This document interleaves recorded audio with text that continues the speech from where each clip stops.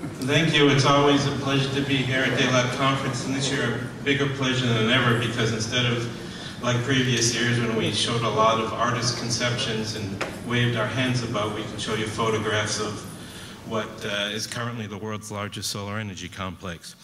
Just 2 words about BrightSource for those of you who haven't been here before. BrightSource is a combination of an Israeli solar technology company. We have about 350 employees in Israel, mostly in Jerusalem, and a US-based project development company. Altogether, we're one company, and that combination works pretty well.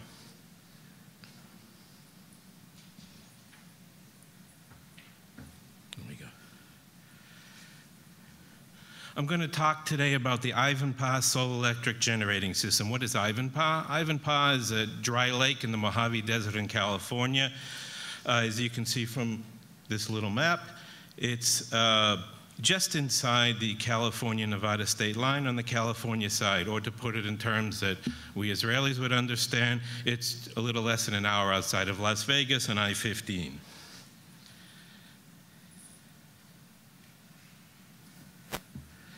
At Ivanpah, we've been building 3 power plants, each one about 130 megawatts, with a total of 377 megawatt net electricity generation.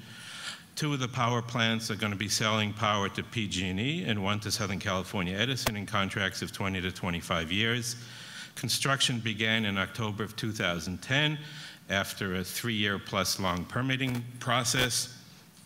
We closed the project financing in April 2011, and commercial operations of each of the 3 plants is expected along the course of 2013.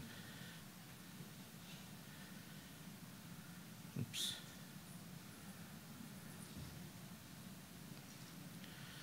The project is owned by NRG, a large independent, electric company and power producer in the US, Google, and BrightSource. The debt of the project was provided through a US Department of Energy loan guarantee, $1.6 billion.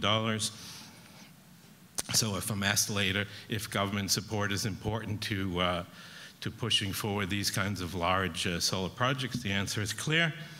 The project is being built by Bechtel, one of the world's largest engineering and construction companies. The steam turbine generators are provided by Siemens. The solar receiver steam generators by Riley Power, a division of Babcock Power. And the solar field supply chain management, as well as the control software, is done by BrightSource.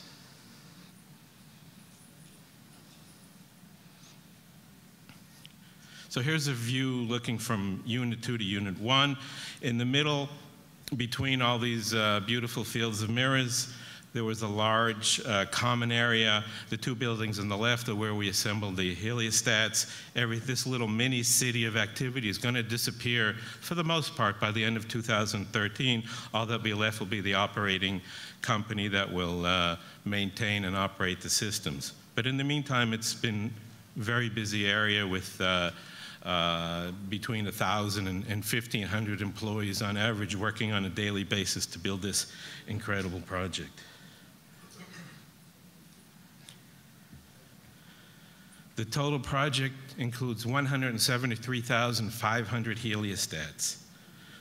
Heliostat, for those who don't know, is basically mirrors on a pole or a pylon which tracks the sun during the course of the day and reflects energy onto the boiler to make steam to drive the turbine. So Unit 1 is the smallest with 53,500, and each of the other 2 have 60,000 heliostats.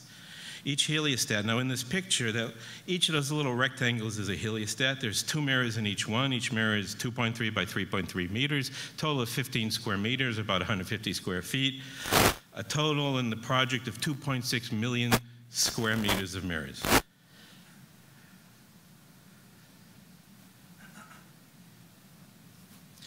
And even in the area around the power block, as you can see here in Unit 1, you see the tower and the boiler, and next to it the condensers and the power plant. Once that area has been cleared out of all the equipment that was required during the construction of the plant, that'll also be filled up with mirrors as well. Almost all that area will be filled with mirrors. In the meantime, though, we've already started what we call commissioning the solar field of Unit 1, which is calibrating the aim of each of the mirrors and adding it to the database of the solar field control system. We've already been able to point thousands of mirrors at a time at or next to the boiler. We can't yet put it on the boiler because we're not yet running steam through it, but there's a good chance that by the end of the year we'll be making steam in the boiler for the first time. This gives us a little bit of a look of how we construct the solar field. Those concentric circles, when people first saw pictures of them, they said, ah, that's where the heliostats go. As it turns out, that's where the heliostats don't go. That's where the construction and maintenance vehicles drive. As you can see, there's a couple of little cranes there that lift the mirror assemblies onto the heliostat poles.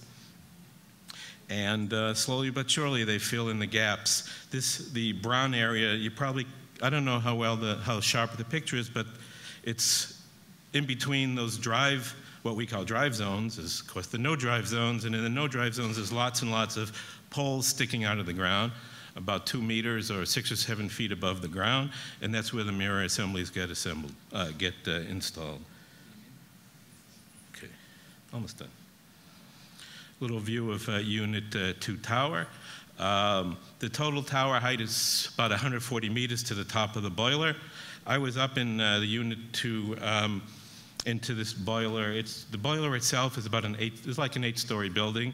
It looks very quiet and peaceful, but inside I was quite amazed to see there were about 100 people working as pipe fitters and welders and other people who seem to just be clanging stuff on metal. The air-cooled condensers, Ivanpah is dry-cooled. There's no wet cooling. It's the middle of the desert, not much water. What little water we can draw, we'll be using for cleaning the mirrors, but the power block itself is dry-cooled. The project was a tremendous boon to the local trade unions by giving a couple of years' employment to couple of thousand people from the building trades in southeastern California. We brought a lot of employment to an area that had unemployment of 20 to 25%. And all of this, of course, was managed by Bechtel. And Bechtel was also kind enough to give us all these photographs. Thank you very much.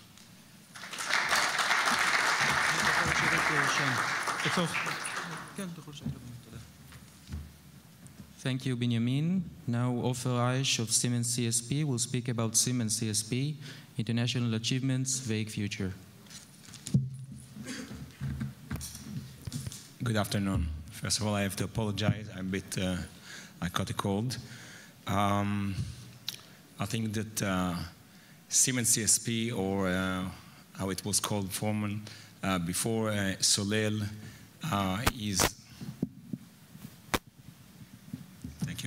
is now on a turning point, and I will try to walk you through where we are and what we are looking for. And I think it is more like the story of where trough CSP is going through. And I think this is a very interesting time, both for the company and the technology. A bit about what we achieved until now. We have few projects in Spain that are in final stages of commissioning. The first one that you see here, it's a hybrid, solar and biomass, place called Borjas Blancas. The company is Abantia, and actually it will be commissioned by March for the solar. The biomass probably will be a bit before. It's summer, it's already winter in Spain, so we're waiting for the sun. The other project that is in final stage of construction is Arenales, 50 megawatt with 3 to 4 hours storage. A very nice project, quick, less than 2 years to commission. Really, it's the last one that we are doing in this stage, and we are quite proud of it, about the process, the smooth of the installation, and the operation itself. Another one that we are finished these days, and actually it's already sent power to the grid, is Olivenze in Spain, We were subcontractor to Olivenza, to Acciona and Idom. And this is, let's say, in the next 2 months, it will be behind us, and I think it will be power integrated very nicely. A bit about what happened today with TRAF in the world, because probably those of you who are involved in this arena of CSP are calling that tower is the next things, and CSP, specifically oil, is in its final days. So I have to tell you that that we review the market again and again. It seems to be it's not a dead horse, and it's going to revive in different phases that in a bit I will cover. So the most attractive countries today is Chile is coming up with around 500 megawatt, taking advantage of the Spanish experience. All the Spanish EPCs and SPCs are involved there, so we expect there that the construction and the cost will be on the lower end. We see South Africa that actually Abengoa and Acciona and Sener is having there now the first 2 projects, and slowly we see more and more projects coming in the round 2 and 3 of the project there. Something that as a country that is similar to Israel, we can in a way to be jealous, because they talk and start walking, and we are still going around. Morocco, finally, the project there was Azat 160 megawatt is coming up nicely. It's quite a huge project led by Spanish group, the EPC and the SPC is Saudi Arabian. Yeah. So in general, we see progress, and it's coming to the east. China is progressing. India, we have a few projects. So TRAF is not dead, at least for the next 3 years, oil TRAFs. A bit what happened in the market. So Spain was the flagship country. Most of the solar fields are 50 megawatt. 30% of them are 3 to 5 hour storage. Royal decree, very nice royal decree with 20 cents euro, close to 30 something dollar cents. And what it led that we have now 2 gigawatt of solar CSP TRAF oil in operation. What happened that actually the LCOE is quite high. We are talking in the next few minutes, we are going to talk about grid parity. It's far, far away. The subsidies put this market on a sleep, and actually we stop producing, developing the TRAF in the right pace to reach grid parity. So what will be next? What will change? We need to reduce costs and increase performance. So in a way, we need to give here a different technology, something that will be a leapfrog that will make the change here and bring new thing to revive the TRAF. We are talking about some new technologies that might work differently. Combined cycle with hybrid with solar, with DSG, reducing the HTF cost and giving direct steam into the combined cycle and taking advantage of the steam turbine. Tower molten salt, this my friend will speak about, and I think it's also a quite promising technology, but this is tower.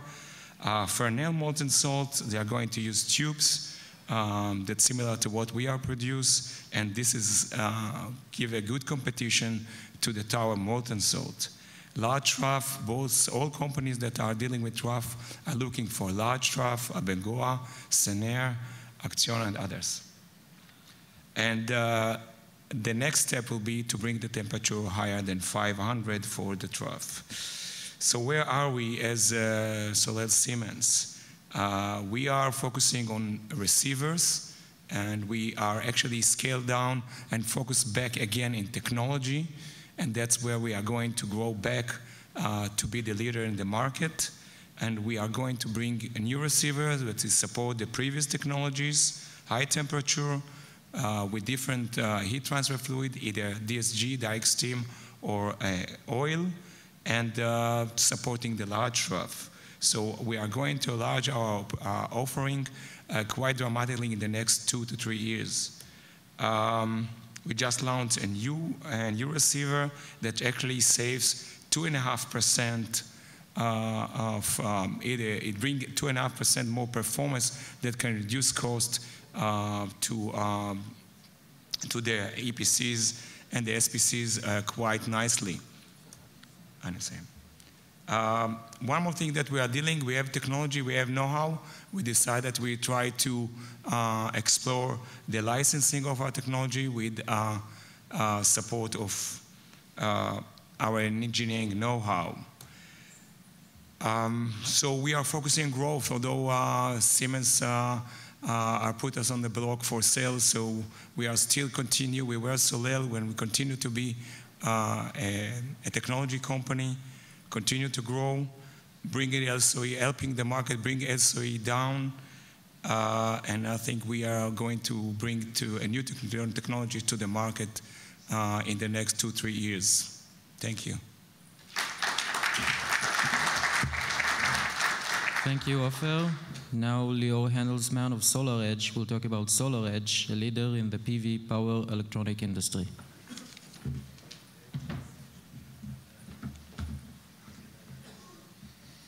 Hello, thank you very much.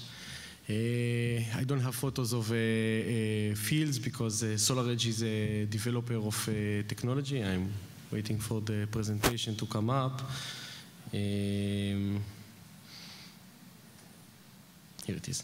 Okay, so as I said, SolarEdge is a developer and manufacturer of PV solar technology solutions. When we started SolarEdge, the vision was to create a new field in PV electronics called module-level electronics. Up until when we started, electronics in PV system were all centralized in the inverter. You had modules in the field and electronics in the inverter, and we believed that if we change that and we'll create a new type of device, which is called a module-level electronic optimizer, we will be able to accelerate the cost reduction in PV systems.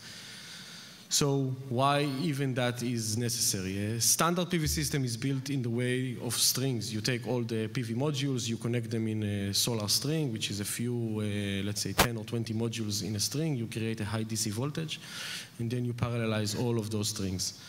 And then the inverter inverts that DC voltage to AC, because you need AC in order to push it to the solar grid. But it also does a very important function called maximum peak power tracking. Basically finds where the optimal point of operation for the modules. And that works very well if all the modules are exactly the same. It is exactly like when you have a lot of people riding a multi-rider bicycle and they all have one chain that is transmitting the power between them. Unless all of the riders circle the bicycle at the same speed exactly, you are going to have a loss. If you have one rider which is weaker, which is slower, then he cannot keep up with the rest. Eventually, he will give up and stop turning the bike. And if you have one rider which is much stronger and much faster, he will be held back by the other riders. It's exactly the same problem with PV modules, because PV modules all have slightly different power levels. Why do they have slightly different power levels? Because of production. They are not all born the same. Because of temperature mismatch. Because of aging mismatch. They don't age the same way. Because of shading, many reasons, and you are losing energy. When you connect a standard PV system with a standard inverter, you are losing energy because of the same problem like when you have with a multi-rider bicycle. So you have this energy loss, which is what you can see here. It all comes from various types of mismatch between modules. You also have other problems. You connect thousands and thousands of PV modules. You connect them in the system. You do not know anything about the performance of these modules. You have no visibility into the PV array because they're all connected in parallel to the same inverter. So you can see aggregated voltage and aggregated current, but you cannot see much more than that. You also have some space utilization issues, and you have a very big safety issue because this is a high voltage, high power a power source which comes from the sun. And you cannot shut down the sun, so you cannot shut down the power. So while maintaining, while installing, and if you have some kind of, let's say, a fire in the system, handling this power source is dangerous. The SolarEdge solution is based on a device that we call a power optimizer. It is connected to every module, and it manages every module individually. It is exactly like adding a gear to every one of the riders. So now, when you have a gear for every one of the riders, every rider can circle his own pedals at the speed that he can, as much as he can, and all the power is then routed to the wheels of the bicycle. Basically, if you have a weaker rider, which is like a weaker panel, it can still give out the maximum power he can, and that power will reach the AC grid. And if you have a very strong rider, a stronger PV module, it will give more power. He will not be held back by the weaker modules. So the concept of a power optimizer is basically a personal gear for every module. So our technology is based on this power optimizer. This is a device that is connected to every module. The MPP per module, the maximum peak power track per module, essentially functioning as a gear. But we found out that this actually solves all of the other issues because they send data and telemetry over the DC lines, and now we have visibility into the PV array. And when you have issues in the PV array, you can analyze them remotely without a technician on site, and you can, when you send a technician to fix a problem, you know exactly where it is already because you have visibility into the array. If I already have this layer of communication between the module and I control their power, I can shut them down. So I solve the safety issue. I can disconnect the power of the modules individually. And we've also found out that with our solution, we have an additional benefit, which we call fixed string voltage. Basically, we fix the voltage of every string, so the design flexibility and the space utilization issue is solved.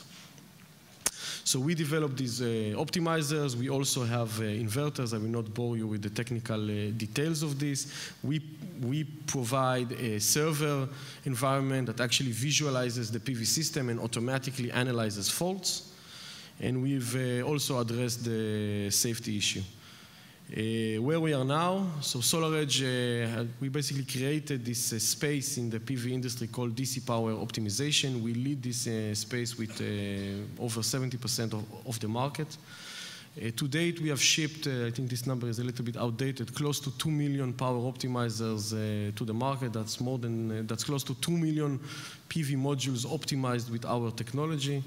More than 60,000 inverter. This year, we will provide systems to the market slightly above 400 megawatts, something like 430 megawatts of PV systems just this year. And we basically have solutions for all spaces, the utility, the commercial, and the residential space. I'm finishing. We have activity pretty much everywhere where there is an active PV market with sales and offices all across North America, Europe, and Asia Pacific. We have a new one now in Australia. And we basically sell in all of these markets. SolarEdge is an Israeli company. The headquarters is in Israel. We have 2 production lines with EMS partners, with electronic manufacturing services partners. One is Flextronics and one is Jabil. We have a production line in Israel employing close to 200 people in Migdal HaEmek, and an additional one in China. And we are ramping up production quite fast, so we believe that to these sites we will probably add a 3rd one very shortly. Thank you very much.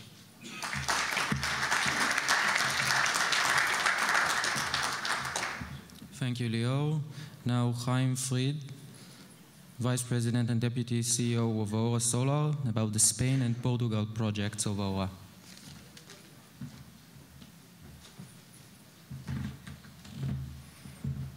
Okay, we call this presentation from idea to kilowatt, or we may call it also system evolution.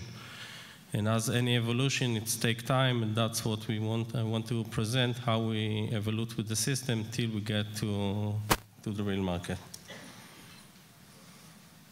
So first about the system, as almost, I guess, everybody saw our system in Kibbutz Samar. We have the heliostat that's tracking the sun to a tower. Our tower is about 30 meters high, and we have about 50 heliostats that's tracking the sun. And what we have in the tower is a power conversion unit, which consists of a standard gas turbine that we buy from Italy, from Turbeck, that we're doing some modification for it, so it can work with the solar. And our unique IP is our solar receiver that can heat compressed air to about 1,000 degrees Celsius and run the turbine, which all this is a hybrid system, so when there's no sun, we can still run, if we want, using fuel, alternative fuel, whatsoever. Okay. So our base unit, and that's the size of the unit, it's a 100 kilowatt electric, and it's a hybrid. It generates also 170 kilowatt of heat that we can use or for heating water, using it for cooling, or whatever for a process heat that we can use. It's occupied about 2 dunams, 2,000 square meters, and our system is always on.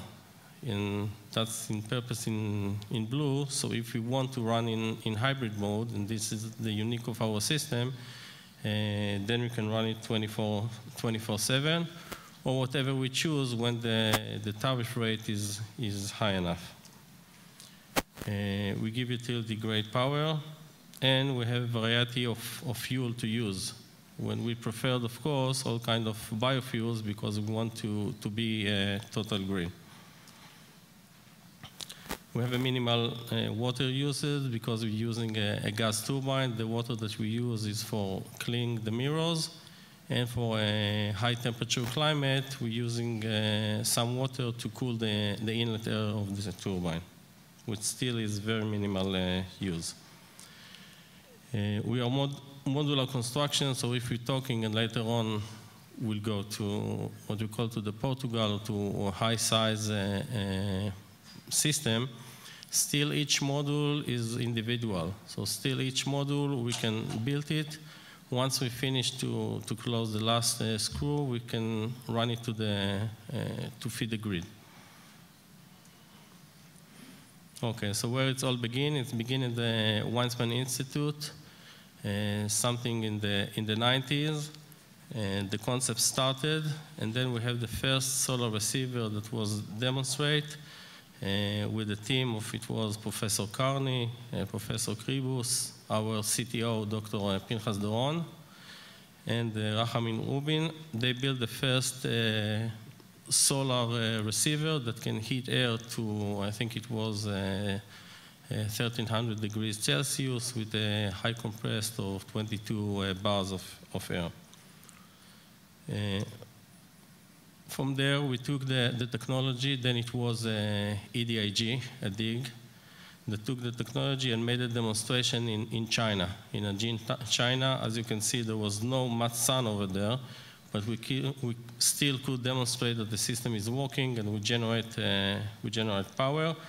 Over there, we supplied the receiver and retrofitted the gas turbine. From there, we move on to a more commercialized system. It was in the 2009. It was here in Kibbutz Samar, in the Arava, about 30 kilometers from here, when we built the first preliminary commercial unit, as you can see. And very similar, in 2011, we built one in PSA, in Almeria, Spain. As you can see, we change the heliostat. What you can see that we change also the solar receiver and other control components of the system. So whatever we learned in Samar in the phase 1, we change in Almeria. And we retrofitted this year Samar to be almost identical to Almeria. We replaced the heliostat field, we replaced the receiver. And we have both systems running, and we keeping the track record of the system, so we run it continue every day. Okay, what next? All those were all kind of prototypes to demonstrate the system and to learn about it. We have a real project in Portugal, in Evora, Portugal, and where it is, we'll see.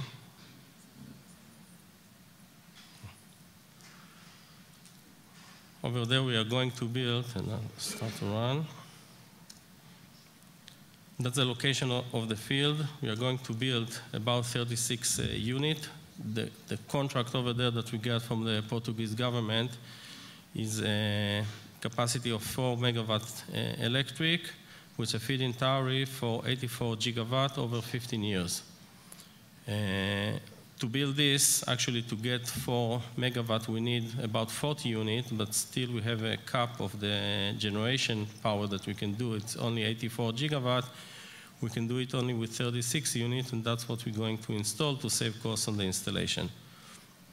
All the building process will take about 2 years, and the stage that we are now, we have the permits, we have the site allocated, and we're dealing with the power utility to get all the license and to start on the ground. Another thing that we are looking now, we are a modular system and small system with a hybrid capacity that can generate 24/7. So what we do is we're calling ourselves a solution for a community, and we change from solar to green. And that we are working now to feed the system with biogas and biofuels, and actually to give a solution to a community. Thank you. Thank you, Chaim. Now Moshe Sadeh, Business Development Manager at HelioFocus, to speak about HelioFocus China project.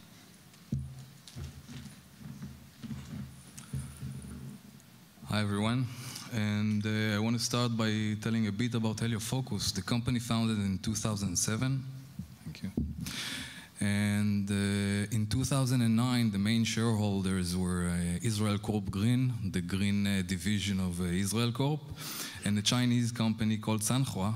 And this is one of the major criteria for our understanding to the China project and the ability of us to penetrate what is a relatively hard market in matters of culture and adoption and so forth in CSP.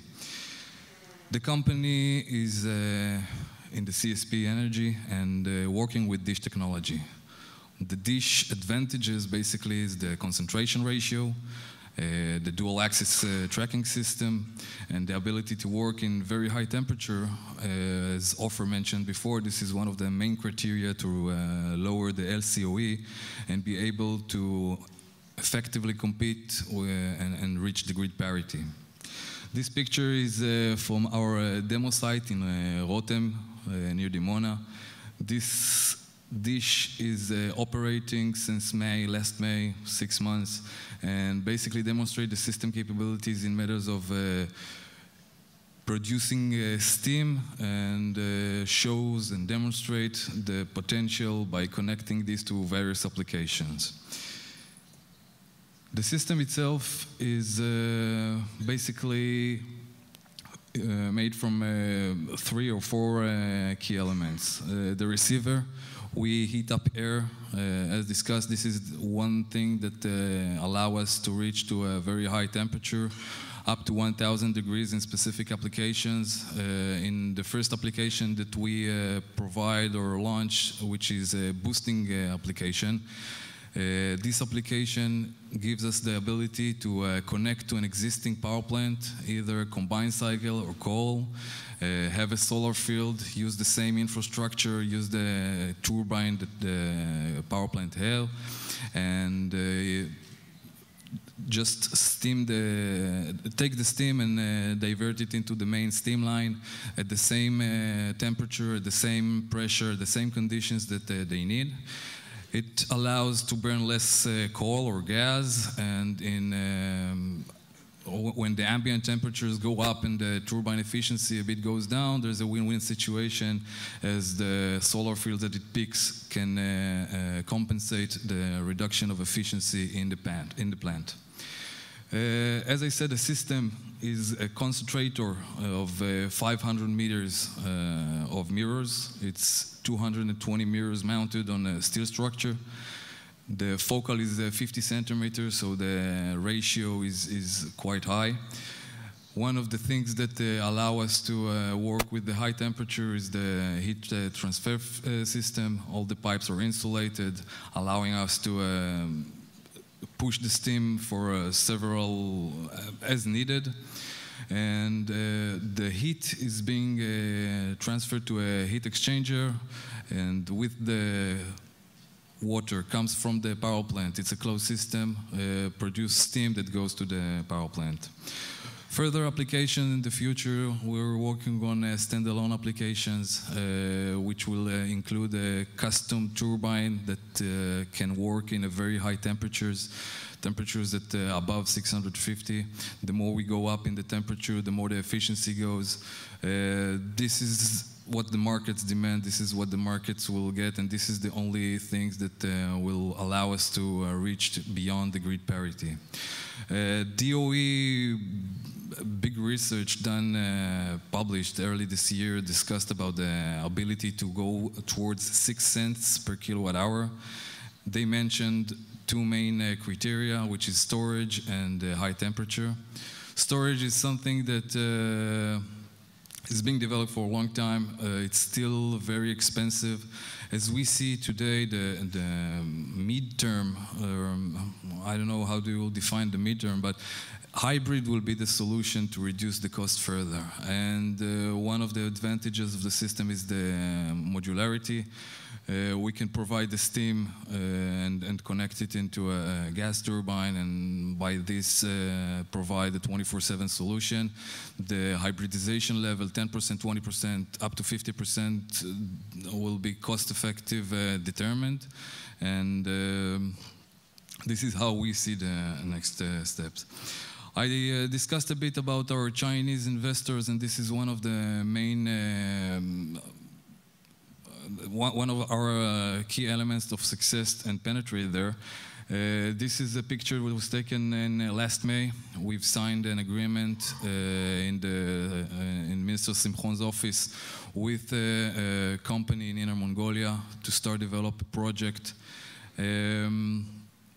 In parallel, I want to mention we have a project with the Israel Electric Company in Ramat Chovav, which is more than 2 years in process and in legislation and permits. And what we basically demonstrated is that from last May, when the agreement was signed, I will show you the process and the progress of the project today. This is a picture of the area that the project will be raised. The first phase, the preliminary phase, is 8 dishes, around 1 megawatts of electricity. And in September, there was nothing there. The area is quite remote. It's in Inner Mongolia near a place called Wuhai. And once the decision was taken and the groundwork was done and the government commitment was set, it's only a matter of decision and support, and by October, we already set the infrastructure and all foundations are set. We have a limit there of weather. The weather conditions in Inner Mongolia can go from minus 40 in the winter to a plus 50 in the summer. They still have quite good radiation. It's a challenging latitude. It's around the 40s. But because of the dual-axis tracking system, we still be able to compete and provide some cost-effective weight there. And we had a limit of 15 November to complete the foundation because at November, this is how it starts. This is a picture taken last week. The foundation is completed. This is the 8 dishes foundation set in the location. And you can see the snow piling up, and it's the time that we currently hold the erection until around April. From here, basically, the next phase is for us is set at 10 megawatts of project there, solar field.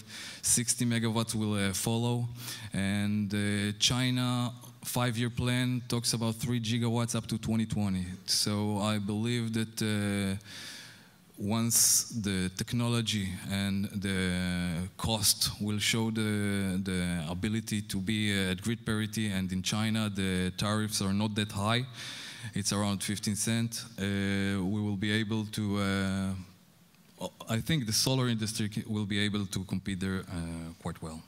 Thank you very much. Thank you, Moshe. Now, Lee Klatchkin, CEO of WindFlex, will speak about WindFlex's first wind turbine that is connected to the grid.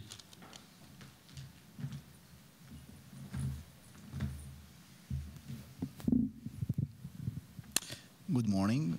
First of all, it's the second one, and not the first one. Okay, so WindFlex, it's a 4-year-old company that was established in target to develop the next generation of wind turbine. We are 12 engineers that working on a completely different concept of wind energy. We actually in a very fascinating time right now because a few weeks ago we started to activate the turbine and actually have a significant amount of data that allow us to do the first performance evaluation, and we had a few commercial success with that. I cannot say more. I just can say that we have won the GE Ecomagination Challenge, and we have a strategic partner in our board, and that's it. So what our goal? We actually aiming to produce electricity from wind much lower than grid parity, and when I say much lower, we're aiming for 3 cents per kilowatt hour. It means even if gasoline, oil, whatever, will not cost anything, it will be worthwhile to produce electricity with this method. I hope that no one will kill me after this slide. This actually the last DOE report was published a few months ago, and it shows you the bottom line. If you want to do money, come to the wind area. This is the most promising field today, and it's actually the most developing renewable energy resource that's available today. So if you want to understand in one phrase what we are doing, we can see on this slide the average cost of kilowatt installed in few projects. It's multi-megawatt project versus the time. You can see here that we are aiming to decrease at least 50% from each kilowatt installed in a wind project. So what it's all about? We're actually trying to discover the wheel. We have developed a flexible construction that made out of, you can see the marker? Yeah. So it's an inflatable ring that made of flexible composite fabrics that we can control the rigidity of this ring by inflating air inside. We have special pumps, and we can control it and tuning it versus the wind. The blades, made of very similar fabric, are tense from the center to the ring. What it means is that we doing what with the same performance, achieving the same performance as a rigid rotor, but instead of 3.5 tons, if we're looking on this sample, we're doing it in 350 kilograms. Actually, what it gives us a chance to decrease around 90% from the cost of the rotor and from the 30% from the old turbine. Actually, this design gave us a possibility to change the layout of the old turbine. We can see here how it reflects at much bigger scale, and actually our prototype that we have built right now in the Galilee is a downscale of our biggest turbine. It was made due to a feed-in tariff program that equivalent for almost 800 kilowatt turbine. You can see here that we almost not affect from the scale effect. It means that this technology can bring the best profit at a multi-megawatt scale, and this is what we are aiming for. After we change, we succeed to show that this rotor is something that works. We change the whole layout of the turbine. It means we are change the yaw system, the pitch system. It's very expensive systems that without them, any ordinary wind turbine will collapse. And in our case, it's just give us a possibility to decrease the cost of the turbine. We're actually decreasing around 50 to 65% from the all other components. One of the fascinating thing here, it's the breakthrough how we handle extreme winds. This is actually footage from our second prototype, and it shows how we handle with extreme situation. Every wind turbine in certain wind speed have to stop. It's around between 25 to 30 meters per second. It have to apply with brakes and to pitch to the wind. What we are doing is actually bending the whole structure. Actually, a few weeks ago, we had a question from NREL regarding the usage of this technology at places with hurricane. Due to the reason that today there are a lot of places that fit to wind project, but you cannot build their project due to the risk of hurricane. In this scenario, the maximum damage will be 10% from the cost of the turbine, and you can save the turbine. Okay, this is actually the footage of the prototype in Moran. And if we will look on the technology, we can see three huge advantages. First of all, it's the adaptability of the technology. We can adapt each and every turbine for a specific site without increasing the cost. It means you can integrate it in an operational wind farm. We can adapt it for low wind speed areas. It means all the borderly sites that haven't been approved by banks are relevant here. We are increasing survivability and safety.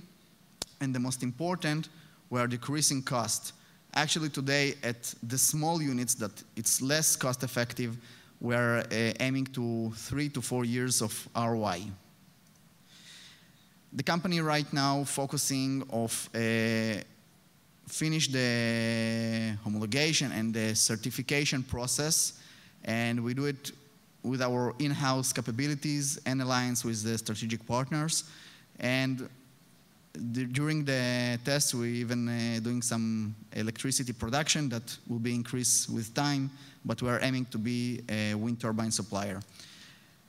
The model that I spoke about that was aiming to the Israeli regulation, it's 32 meter high. It corresponds with the 50 kilowatt, 9 meter per second limitation that allow 34 cents per kilowatt hour. The other market penetration strategy, it's to integrate this product inside operational wind farm. We're talking about up to around 500 kilowatt turbines that in the bottom line can bring added value of at least 25% increase of energy production at a wind farm with much lower installation cost. That's it.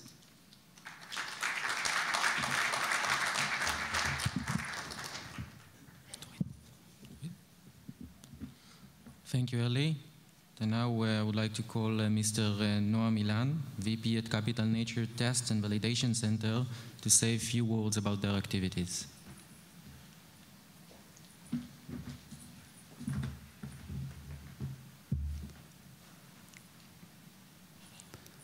Hello, everyone. First of all, I want to congratulate the companies that just presented, and it's quite amazing to see that the Israeli companies have such great achievements in such difficult times for the industry and still are doing great projects and exporting technologies abroad. And actually, the goal of our conference is really to present Israeli innovation to the world, and I think this is a good example. In general, the conference is part of a greater model, which is called the Lateral Renewable Energy Model. And the basic goal of this model, of this initiative, is to promote the southern part of Israel and create regional development based on renewable energy. So we've been doing that, Dorit and me, for the last 6 years. And I think that the conference is, of course, a great vehicle for branding this project. And the project is really a comprehensive model with some activities that together create synergy that really develops the region, brand the region, develops and promotes Israeli innovation within Israel and outside of Israel, and includes activities such as education, academic work, innovation, creating power plants, as you can see in the region, energy efficiency, regulation, working a lot with the government, and branding. And of course, our conference is the main vehicle for branding. Now, of course, the model is, I would say one of the main goals of the model is to promote Israeli innovation. And when we talk about innovation, we have, within this project, we have created 2 years ago Capital Nature. I'm not going to explain a lot about Capital Nature, but Capital Nature is a joint venture with the government of Israel, with the main focus of bringing technology from an early stage, whether it's an entrepreneur or academic applied research, all the way to commercialization. And we deal with companies in an earlier stage than the companies that just presented. Hopefully, we are now creating the companies that will present in two or 3 years from now, will present their achievements. So I want to focus in this presentation about our test and validation center. As all of you know, the biggest challenge for a clean tech company is to take the prototype or the lab prototype and take it all the way to the market, because that's very expensive. You have to do it outdoors. It's not a software that you can just do it, in a room in Tel Aviv. You have to take it outdoors. You have to build the prototype, an alpha, and then go to the beta. Eventually, if you're working, you can see in those presentations, if you want to sell a 5 megawatt solar power plant, you have to at least build a 1 megawatt one, but you cannot get any financing from the bank, so you have to do it by yourself. You have to find the land, you have to find the place, you have to find the financing, and you have to get some kind of independent evaluation of your technology, because otherwise bank will not accept it and you will not be bankable. So the Capital Nature Test and Validation Center is exactly the device to solve those problems. We invite technological entrepreneurs from all over Israel, and actually from all over the world, to come to us to put up the pilot project, and we take care of everything. We provide the full package for them, whether it's the land, the logistics support, the setup, and of course, very important is the performance validation. We have all the knowledge in order to validate the technologies. And not less important, we provide them with a lot of very important exposure to the world in business development, because this is the 5th conference, and I think that our test site was visited by hundreds of visitors from all over the world, not only during the conference, but during a year-long, and not just visitors, but like world leaders in the field of renewable energy. And many deals were, for example, Aura, which was our first beta site, they met their investors in our conference, and they had huge exposures, and I think a lot of their success is because they set up their project within our test site. So now, I don't have a presentation, just few very fresh pictures from the last few days. They're showing you our latest additions to the test site. Here you can see an Israeli company called B Solar. B Solar is located in our Alpha test site in Kibbutz Ktorah, and they manufacture, they have developed and now they manufacture bifacial PV modules which can take advantage not only of the radiation coming from above, but also from the radiation coming from below, coming back from the ground. So that creates really high efficiency solar modules that hopefully, and not hopefully, actually do compete nowadays even with regular silicon PV, which is the dominant player in the market. Next slide, please.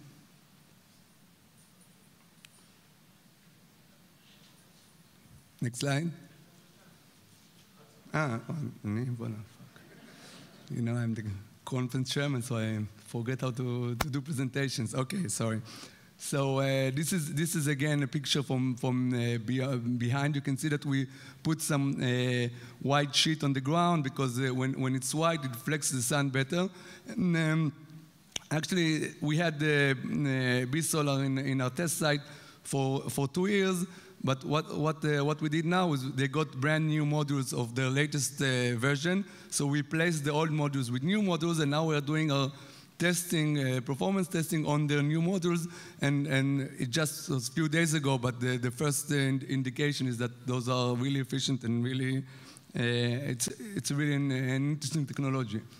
This is even a later edition. This is a company called Tenoga. It's a joint venture between an Israeli entrepreneur, Israeli-French entrepreneur called Claude Vaknin, Professor Claude Vaknin, and a French company. And they're you know, it's very difficult nowadays to compete with Chinese PV. We also invest in companies, and we are very reluctant to invest in companies that are not on the main track of regular silicon PV. But this company is very interesting. They are developing tubes, and they are part of this section called the low CPV. They're not high CPV, they are low CPV. I don't remember exactly, but maybe 10 suns. So they're taking advantage of the fact that silicon prices went down, silicon sales went down, but they also provide a very unique solution for desert conditions. For example, and those tubes go around and track the sun, and one of the main advantages is the fact that when it's inside tubes, the dust, it's more difficult for the dust to accumulate on the tube. So it solves one, and it's much easier to clean it. So it solves one of the, you know, we all talk about high-tech and advanced technologies, but the biggest, one of the biggest problems we have is the dust in the desert, and that's a good solution. So this is an interesting solution especially for desert conditions, and there's a shift of weight of PV projects to desert conditions such as ours. So that's an interesting solution. And we'll not go into details. You can also hear Claude in another session of this conference. Here you can see our new test sites. Okay, so just recently, after a lot of struggle, and thanks to funding supporters and other people in the Israeli Land Bureau, we got the land for our big test site, which is 30,000 square meters next to it. We just initiated it this week during the conference, and here's our first project by Yair Matalon, which is really a courageous Israeli entrepreneur that is doing the impossible, trying to compete with Chinese PV. He's developing a unique set of trackers and unique technology for concentrating the sun. So this is his project. It's totally new, but hopefully we're going to have many other projects in this test site, which is actually the national test site under the new regulation of the government of Israel for pilot projects. So this test site will be very soon, when this regulation is underway. You can put up your pilot project, connect to the grid for 20 years, hopefully, and everything is done through us. So the entrepreneur doesn't have to care about anything. He puts his pilot project, we connect him to the grid, we provide him with the revenues for the electricity, and I think that's a great solution, because that's always a challenge. It's not easy to connect a non-commercial project to the grid, and that's exactly what we're going to be offering technological entrepreneurs. This is another edition from 2 days ago. We're not only working with Israeli entrepreneurs, we provide our services to global players, and this is our first global client, which is not a small client. This is Santec Corp, which is actually the biggest PV manufacturer in the world. But the reason that we did this joint venture with Santec is because Santec is also excels in innovation. They are always keeping the the efficiency is higher, and they work a lot on innovation. And Dr. Stuart Wenham was here and was speaking about their innovation. For us, it's fascinating to collaborate with them, and hopefully, out of this collaboration, they also met our portfolio companies which deal with PV, and we're going to create a lot of collaboration between Suntech, the biggest PV player in the world, and Israeli Technologies, because of course, commercialization is everything. Okay, thank you very much.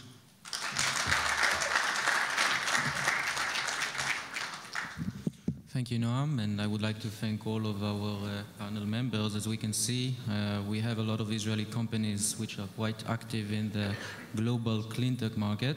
We're a bit behind schedules, but I would like to ask one question all of our panel members.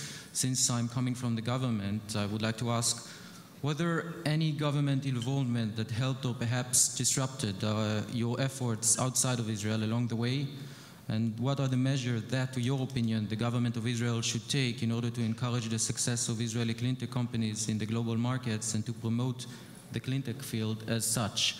Please, just in few sentences. Thanks. It's on? Well, just a couple of weeks ago, the Ministry of Energy announced that a consortium of BrightSource and Alstom is going to build Plot B at Ashalim, 110 megawatt tower system. So clearly that's the kind of government involvement we like, and we'd like to see more of it. You know, we're a private company. We appreciate what the government can do. The tax breaks for technology companies are very important in Israel, and as well as the support available through the Chief Scientist's Office. Although we weren't involved in that, we have been for 5 years a member of a Magnet Consortium, which is also part of the Ministry of Industry and Trade. And you know, from our perspective, the wide range of support and benefits available from the different government offices. You know, okay, it's a government office, so it doesn't always go as quickly and as smoothly as everybody would like, but I'm not sure that in other countries it's any better. You can compare our experience in California. You know, on the one hand, we got a very large loan guarantee from the U.S. Department of Energy. On the other hand, it took over 3 years to finish the permitting of the land and environmental permitting of our first project. So the processes overseas are also very cumbersome and bureaucratic. First of all, thank you for the question. In Hebrew, say it's להרים להנחתה. I don't know if you're all aware, but there are 2 projects now, a thermosolar trough project in Mashabei Sadeh and Tzelim that are being challenged by, I say, government groups about the economic value of putting CSP trough on ground. It's total 200 megawatt, and this is a step toward really becoming a solar trough, let's say, nation and support. If we compare ourselves to other countries, in a way, they are much supportive than us. That our roots are here, and we are doing more business outside of the country than in Israel. So we need your support, because it's evolving around 100,000 families that are going to lose their job either in Phoenicia, that everybody heard recently, and also in Solel Siemens in Bet Shemesh. So this is very critical when the market is going down, and if we can have this business in Israel, it would be very helpful. Also from the Treasury Department, all the export insurance. This is a very critical part when financing is quite hard to get around the world. Companies are looking for different ways to have financing, and they are asking a vendor financing. And this is a tool that was developed many years ago by the government, and we are looking forward to use it. It's very important for us. Thank you. Yes, so again, thank you for the question. I think that exactly as already said, there are a lot of things that the government is already doing. Chief scientists, the Ashras, insurance company for Israeli companies which are exporting and trade agreements with Europe and the US which assist in customs issues are also quite helpful. Some support for local manufacturing in Israel is also something that exists and can help. I believe that for a company that is developing a technology in any market, one thing that is very important is to have a local market. When we started, there was no local market in Israel. We started in 2006, and a lot of effort and a lot of money was spent in gaining the understanding of how a market behaves and what the market needs, and it all had to be done abroad, which is more expensive and more complicated. I think that now we have a solar market in Israel, and the more the solar market in Israel is developed, the more it will help local companies. So there are many things that approval from the government, and there is a government decision on advancing solar and renewable energy in Israel. There is also a lot of hurdles and obstacles. I'm sure that many people spoke about that in the last day. I don't need to repeat it. Anything that the government can help in expediting, creating a strong, healthy solar market in Israel would be a great help to any company that is doing renewable, especially solar in Israel. But this is also true for wind. Okay. As I presented, the evolution of a system as a technology is a very long-term process. And we got support as a company from the chief scientist, but what we need is more patient in the support, because from the time that you have the idea till the time that you can market it, it's a very long process, especially in those infrastructure projects. It's not as in a software or in hardware of a PC board or whatever, that you can very fast accelerate the process.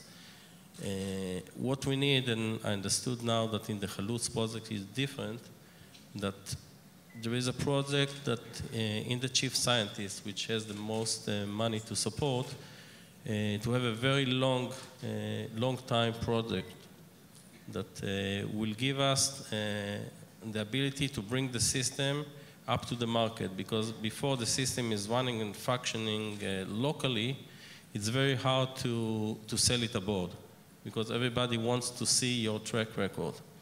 So we did it with our investor that invest in that, and thanks for them to have the patience to give us to bring there. But it's very hard for the technology to evaluate in this way without the big government support for that. Thank you. I don't want to repeat what was said, but I do want to split, I think, to separate the support, the governmental support, to two things. There are the bodies that are responsible for the support in startup companies, if it's the New Tech, the Ministry of Energy, the Chalutz programs, Matimop, and so forth, and their work is to engage and to support and to leverage the companies, and they are doing it quite well. There are things to improve there, but in general, we feel that the support is there. The other thing is the other bodies that we need to struggle with, and the bureaucracy that other structural and government offices that I think are not as flexible and are not as tolerant, and the time frame is not quite as private sector would expect. We have the privilege to compare two projects that are generally the same size and the same system in China and in Israel, in its factor of it's a great difference. And in those matters, I think that more communication, more flexible. I don't know what the exact solution there, but this needs to be the way to leverage and boost those projects. A wise man told me that there are two big lies. The first one is the check is on the mail, and the second is we are from the government, we're here to help you. But now seriously, there is no chance that I could show you our achievement without the help of the Ministry of Energy and the Ministry of Trade and Labor, especially Avi Feldman in his last position, and Oded Distel. This is the good part. The thing that we should be improve, is the communication between the offices, and we think that if there will be a more cooperation, the success will be much stronger and much faster. And I see the opportunity of capital nature, especially with the experience of Noam from the field and Avi, maybe fixing this gap by bringing the advantage and the challenge of very high-tech work combined with very low-tech work, that there is no chance that the model that help us to bring us to the stars of startups, of software, will work in the same way here. Okay, so I come from the angle of early stage innovation, and I think that the government of Israel actually is a world leader in that aspect. And you know, for example, the technological center model, Capital Nature, when I travel around the world and I describe the model, everyone is quite amazed by this expertise Israel has developed during the years in supporting early stage development.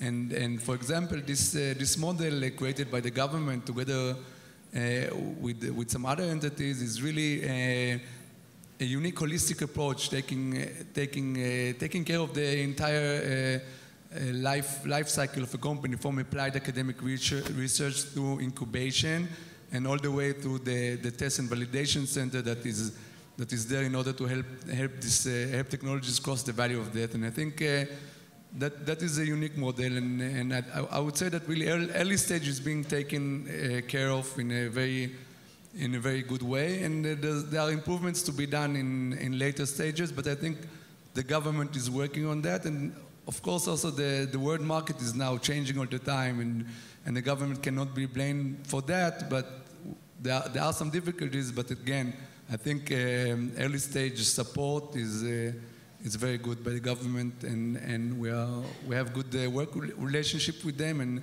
I think eventually Israel can, as Eli said, produce some really interesting clean tech successes similar to what was done in the high tech. Thank you. Thank you all for these very interesting remarks. I know that I will have to think about it.